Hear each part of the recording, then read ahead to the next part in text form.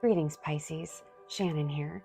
I like to call myself Shannon is energy so that I can always remember the nature of my being. We are all energy, every one of us, and that's how we can tap into the universe through signs, through oracle cards, through tarot cards, through astrology. So today, I'm going to have you choose a deck, one of these three cards. I was just shuffling the Angel Guide Oracle from Kyle Gray. This is the Light Seers Tarot from Chris Ann. And the other deck, the third deck, is the Earthcraft Oracle from Juliet Diaz and Lorraine Anderson. I want to make sure I get that right. Thank you for your beautiful work.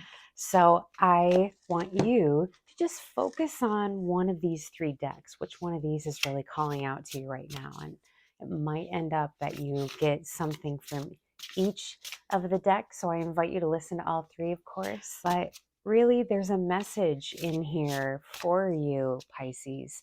Something you came here to hear, something the universe wants you to know, and it's in one of these three, maybe all three of these decks. So let's get started. Let's start over here with the Angel Guide. And I have a feeling if you chose this deck, you're looking for some type of guidance about all of the craziness that's been going on with all of the soul contracts and karmic situations wrapping up in your life, Pisces. As a rising Pisces myself, I have also been experiencing these things. And just for the record, when we talk about your sun sign, your moon sign, your rising sign, you can listen to this for any of those, of course. Your rising sign really represents you, your physical body, what's happening, your appearance. Your moon sign is really subjectively what's going on, your emotions. And your sun sign is really the sun is the brightest star in our solar system. It's the brightest energy. So it's what you see, what people see. It's your ego. It's your basically your appearance in the world. So when we go through the cards, if any of that resonates with the different parts of your life, with the different parts of your energy, that's why.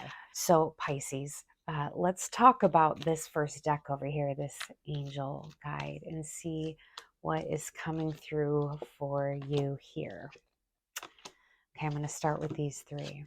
The first card I got is surrender. You know, Pisces, you're actually really good at surrender. Sometimes too good. Sometimes too good at just sort of surrendering and giving it up and floating off into the universe and saying, it is what it is. Whatever will happen, will happen. That's that mutable energy that you have that allows you to go with the flow. And it allows you to get to this state of surrender. It really does.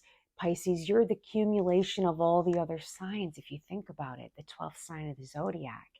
And it is, in a way, about surrender. When you have all the life experiences, when you've gotten everything the universe wants you to know about yourself, everything the universe wants to know about itself, maybe I should say, we go into a state of surrender in the end. And surrender is really where we want to get when we're talking about manifestations and things we want showing up in our life. We think about it, we visualize, and we often hear, just let it go, just surrender and let go of the outcome. Just, you know how you want to feel. And that's really what you focus on, how you want to feel. It's not the thing you want. It's how you're going to feel. So that's what you focus on. And then when you surrender that up to the universe and you say, universe, I'm just going to let you really give me some intuition, some downloads. I'm going to listen to where you're telling me to go. Yes, this, not that. Yep, that feels good. You can feel this in your body, Pisces. So do feel it in your body and listen to yourself. Listen to those moments of intuition, those downloads that come in that are guiding you, because that's how you really surrender. Then you don't spend time up in the mind trying to, what should I do? Does this make sense? A lot of stuff doesn't make sense. A lot of things we do, we don't even know why we do, if you think about it. When this stuff comes in and saying, what does it mean? The universe really just wants you to surrender and listen. And just, you have a guardian angel on your side watching you and arranging things in your path to help you out. We have beings on the other side. Now, I've been a medium my whole life, and I've always sensed and seen the beings in the other dimension. And For a while, I didn't know that that's not what everyone saw. But once I realized this, and I stopped being afraid to talk to them and sound and feel crazy as that was coming in, I was able to really just open up and see so much more and just see the power of the beings around us, our soul team, our guides, our guardian angels. They surround us every moment. They're helping us. We can ask for their assistance, and they will come when we ask for their assistance. So maybe that's the message you're supposed to be hearing right now, Pisces, is call out to your angels for assistance. They will show up for you. They absolutely will. They will every time. The universe will every time. Okay, I feel there's another card for you in this deck. Interesting. Signs and reminders. So this is just saying that the universe is going to show you what it wants you to see. It's going to show you where it wants you to go. Like I was saying before, just take note of where the universe calls your attention to, because that's where it's trying to focus your attention at this moment. The signs, the synchronicities, the karmic cycle is trying to wrap up. It's trying to. We have Saturn moving into our sign next month, Pisces. And whether it's your sun, moon, or rising, you're going to feel this. You're definitely going to feel this. And Saturn has the effect of cooling and slowing, but also solidifying things and making things from your imagination, things that you dreamed of, things you thought you could only dream of. It actually brings them into reality. So we have a chance to bring our dreams to fruition here, Pisces, and we should definitely look for the signs, look for the synchronicities, and see where the universe is directing our attention, and know that we have guidance and we have help. Okay, so that's pile number one. Let's go now to pile number two, the Light Seers Tarot.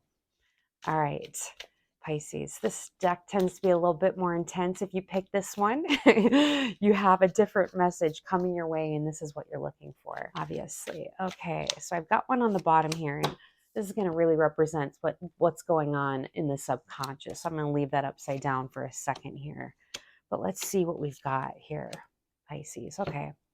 So I'm generally reading this as kind of like as a past, present, future type situation. It's sort of like when I say past and future, just know there is no real time. It's more just our perception. I see in this center here, the Knight of Swords.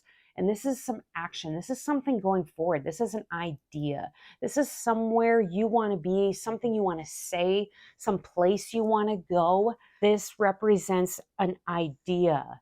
This is something you're trying to get forward. Maybe it is something you really, really want to say. You need to say to somebody.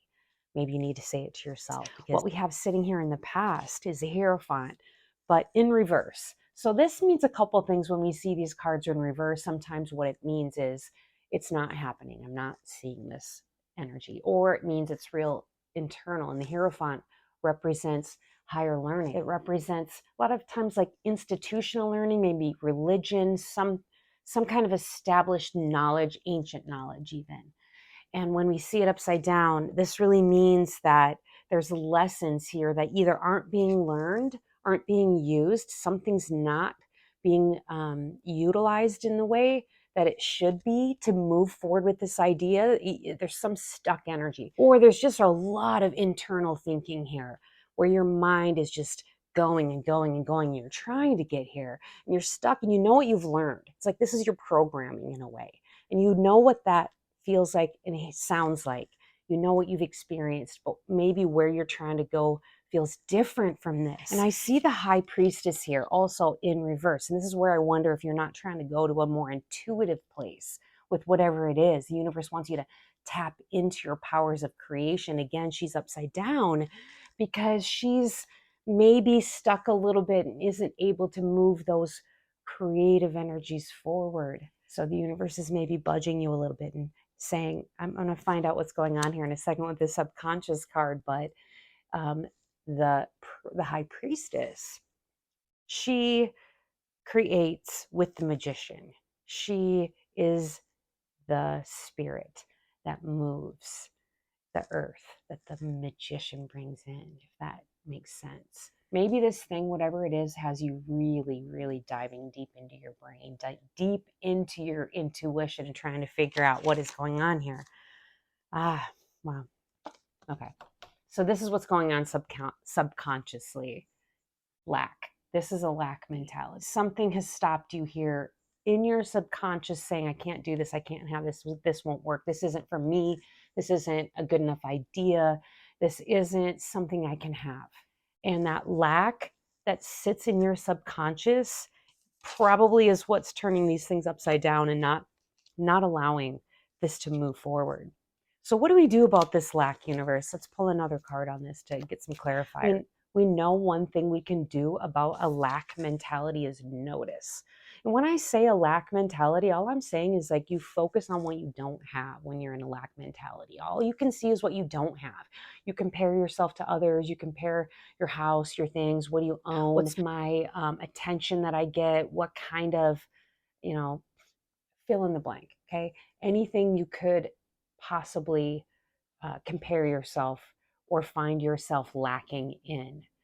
And when you expand that energy in your subconscious, that's really what you're calling in. You're calling in more of that. Wow. Okay, so I see this 5 of Wands, and this does usually mean some type of conflict. And I'm wondering if that's just not really what it's saying, that whatever the lack vibration is, it's causing the conflict. It's causing the conflict. So pay attention. What is it? What is it with that? And the wheel, just wow. The wheel is both karma and kind of this idea of what comes around goes around, but also the wheel is that cycle that we do of behavior over and over and over that sometimes we don't bring ourselves out of. And this was actually in reverse when I pulled it too. So I think what the universe is trying to tell you here is it's time to notice what are you bringing in to this situation that you're stuck in? What is your energy about it? And what is coming in here for you that's making you unable to move it? Are you afraid of the change? I think what the wheel is trying to say here is that you need to pay attention to the cycle of behavior and stop that. And that's how you get out of that lack vibration. Okay, let's go to deck 3. All right, again, this is the Earthcraft Oracle. So the message coming out of here from the universe for you, for pile 3. Let's see what it is. I don't read these upside down. They're not really meant that way. The first card you get is the Fern. Now, the Fern represents something that you brought into your life that at some point was really maybe pleasurable for you or really brought some beauty, or maybe it was even something that was just okay. And you were like, that's fine. I'm not going to mess with that. That'll be fine. But eventually it started to just spread and creep into every aspect of your life. If you've ever planted ferns, you know that's what happens. They spread. And this card actually represents those things that have now spread beyond where we wanted them. And they've maybe become a little bit toxic, a little bit out of place. They've taken up energy that we really want to have back. They've taken up energy that we could be using, but are instead being used up by this fern. But the universe is trying to tell you something here about what to pay attention to with this. There's something you need to see here with this fern. What's going on with this? The Spirit of the West. I'm actually going to go to the book for this. The Spirit of the West is connected to the element of water and initiates you to the energy of sensitivity, nurturing, feeling, rest, and self-care. It comes to you during times of stress, overwhelm, burnout, and a deep need to repair and rejuvenate. Okay, so this fern's been exhausting you and you need a rest, you need a break. This is exactly what this is telling you. You got to pay attention to where you're losing energy, where are you leaking energy, where are you spending time where you could be spending time better elsewhere. The universe wants you to transform that energy. I'm going to read this one also. Okay. Raven is a symbol of transcendence and a need for a new perspective. Intelligent and able to quickly adapt to changing circumstances, the sleek black birds see potential where others may only see uselessness. If you are in need of resources and unable to see how you can make a situation or project work, Raven is here to tell you that you have more available than you know you have. To channel Raven is to welcome inventiveness and resourcefulness. Okay, so that's how the universe wants you to deal with this energy. inventiveness, resourcefulness. You actually have everything you need to deal with this. You brought it into your life. You can remove it. And that's what the universe is saying. Just tap into your intuition. Maybe all of this is working together. The situation that you might be working through, the universe is really trying to send you love. It's trying to send you guidance. It's sending you energy. It's sending you support in the form of angels. All of that is such good news for you and so good for you. Thank you so much for listening. I really appreciate you subscribing to my channel. Any likes, any shares really help me out. I really appreciate any new subscribers. Welcome to my channel. Thank you so much for listening, and I will see you next time.